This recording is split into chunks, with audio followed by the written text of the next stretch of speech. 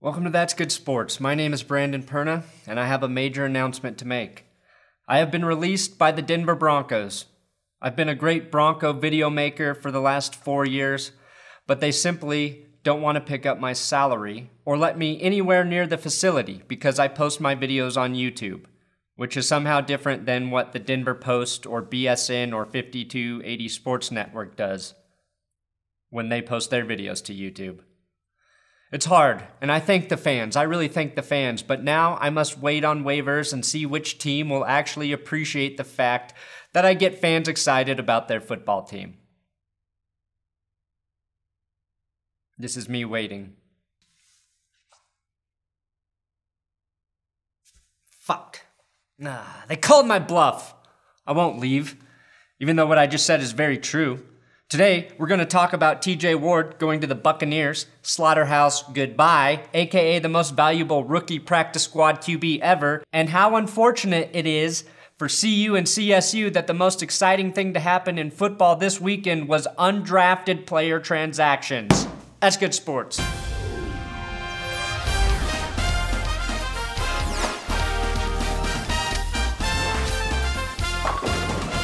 This episode is sponsored by SeatGeek, the ticket app. There's a link in the description to download the app. Use my promo code ThatsGood and you'll get $20. 20 full American dollars off your first order.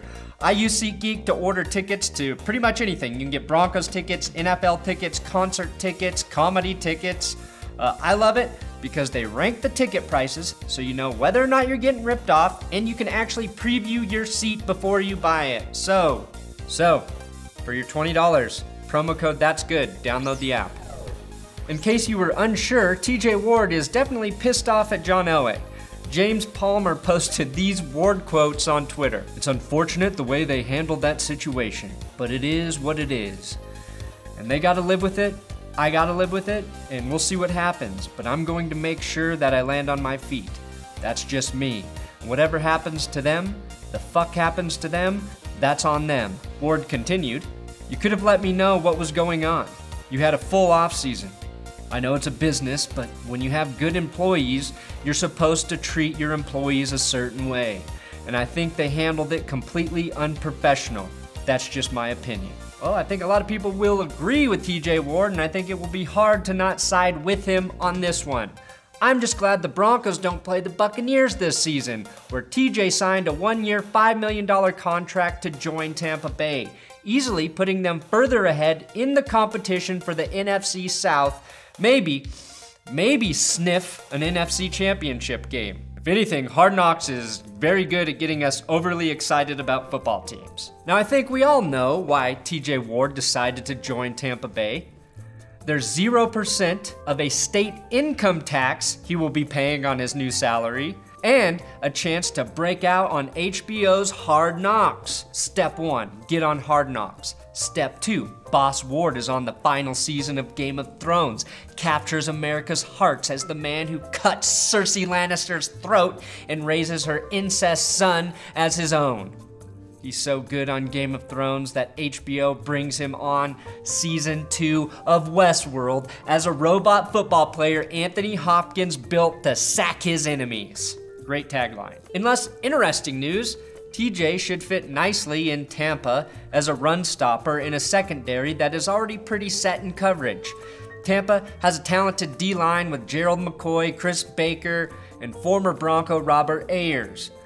They are, or were, weak at linebacker last year, which I think is great for TJ. His strength is playing as a box safety, helping against the run and blitzing, which should be very effective in Tampa, where they have guys like McCoy, Ayers, causing problems to pass rushers, freeing up TJ to be used creatively by defensive coordinator Mike Smith. Kyle Sloter, the Slaughterhouse, signed a deal with the Minnesota Vikings as part of the practice squad, worth $340,000. That's $20K a week, or a metric ass load more than the $7K a week he would have made in Denver.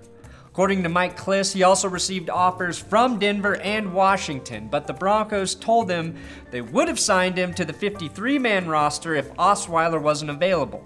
Washington told him they had no idea how to treat a good quarterback, so he should probably just go somewhere else. If Minnesota offered me 7 times as much as the Broncos currently offer me, I would still be with the Broncos. Anything times 0 is still 0.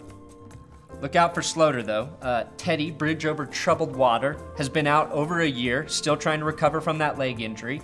And Sam Bradford isn't going anywhere, despite impressive stats from last season. 71.6 completion percentage, 20 TDs, only 5 picks, and 3,877 passing yards. Nobody believes in him except all the NFL GMs who love to pay him exuberant amounts of money. Case Keenum is a guy Sloter could surpass on the depth chart, so maybe Minnesota is the best option for Kyle. College football got its first major start everywhere, all over America, except in Colorado. The Rocky Mountain Showdown kind of happened. It started innocently enough with the Denver Broncos trading former second-round pick and CSU lineman Ty Sambrailo to Atlanta for a 5th-round pick, as a sign of things to come for CSU. The big game started with a whimper, both teams stalling to provide any offense. By halftime, CSU went up 17-3, and by the end of the game, CU was still up 17-3. A scoreless half is all you need to know about that game. Also, questionable referee calls. But what more can you expect from the Pac-12? Bad Pac-12 refs are as important to the conference as USC QBs not named Palmer failing at a professional level. Rest in peace, Matt Barkley, recently cut by John Lynch and the 49ers. The season for the Buffs and Rams is sort of hard to predict. CSU plays in a conference so weak, UNLV lost to a school I'm still not convinced even exists. Howard? Did my uncle start a college and just name it after himself? I mean, Cam Newton's sister, Kaylin, plays QB at Howard, and she destroyed UNLV. Oh, I'm sorry, that's his brother. I thought Kaylin was a girl's name. CSU was able to hang a massive 58 points on Oregon State in their first game. That was against the worst Pac-12 team. So is CSU good? After last season, CU lost an entire defense and ended up starting 6 true freshmen against CSU, but gained a handful of referees to help them hold CSU to 3 points. Conclusion, inconclusive for all Colorado college football teams. Now, if you want to hear my detailed thoughts about this batshit crazy Broncos football roster roller coaster, then check out my second channel, That's Good Broncos, and the video that is being uploaded right now. It might be titled, Is Kyle Sloter Better Than Brock Osweiler? Not sure yet. And it will provide a logical breakdown of everything that happened over the weekend. Simply too much to put in one video, so I made 2. Also, thanks for all the new donations on Patreon. William Dodd, Lennart Junbauer, Jason Fansteel, Dan Williamson, great easy name to say, and a big $10 vote of perna confidence. See, Dan? You made me refer to myself in third person. This money is already going to my head. And Timothy Moore. My goal is to be 100% fan funded here. I have a long way to go, but if you want to make a monthly donation, there's a link in the description, or it's patreon.com/thatsgoodsports. This is the best way to give the middle finger to the media sports establishment. Thanks for watching That's Good Sports. Subscribe here on YouTube. Follow me on Twitter @Brandon Perner. And a big thanks to Ian Bruns. Follow him on Twitter, Ian Bruns.